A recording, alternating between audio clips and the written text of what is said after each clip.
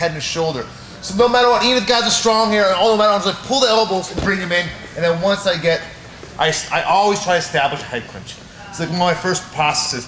That gives me a little bit of a choice of his arms. So I bring him down, now his arms, and I can establish my little higher guard, and I like to wait and see where he's gonna go.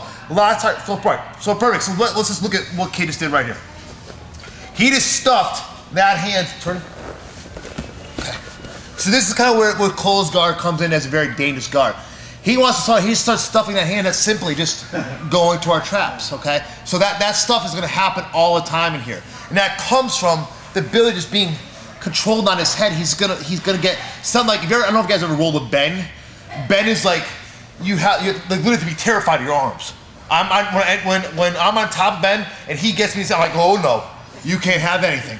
You know, because once I expose something, it's a trap and control an arm bar off of that, okay? So I want you guys to have this, thinking that you need to break down posture no matter what. Sometimes you're 2-on-1, sometimes you're on the elbows. You can reach up and grab the head, but most people are very aware that when you start coming up, they just check your belly, check your sternum, and bring it back down to the ground. So my typical is always here, flare, pull, capture. And I always try to adjust my guard. I love the underhook side. I love my left side is my favorite side to go to. So when I get here, actually let's go kind of some basic things. When I get here, I always try to set up an overhook. I'll put my foot on the mat, drive this through, and if I can get my hand over the side of the head, I will. If not, I'm gonna hold right here, all right? Now it's a little bit of a process. I need to pass this hand over and get a clinch here, all right? Once that clinch happens, now my knee can pop out, and now I'm gonna go over to Omoplata, over the top.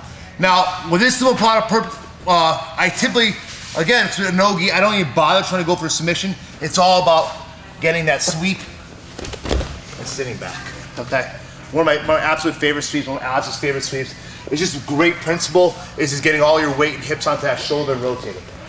So again, very, very basic. All right, I flare, control. I'm gonna look for a side I feel comfortable, okay? I got both choices right now. I'm making that clinch, we go back to that gable grip and using this blade and this skull. And I'm trying to always just kind of fuck with them here, all right? I really wanna make it uncomfortable, all right? When I feel like I've got an opportunity on an elbow, or sorry, an overhook, I'm gonna put the same side foot on that, drive, almost like punch myself in the nuts, right? On that hip, if I can, I'm gonna support right away on the other side of his head. That's really important, okay?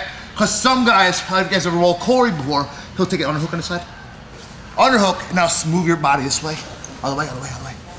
And they'll start trying to smash past this way. Can be very, very effective for guys with really strong hips. So, well, you want that underhook. So, once I get that overhook, I want to try to get this hand on the other side of this head, so it eliminates that overhook, or that ability to pass there, and now I can start moving, all right?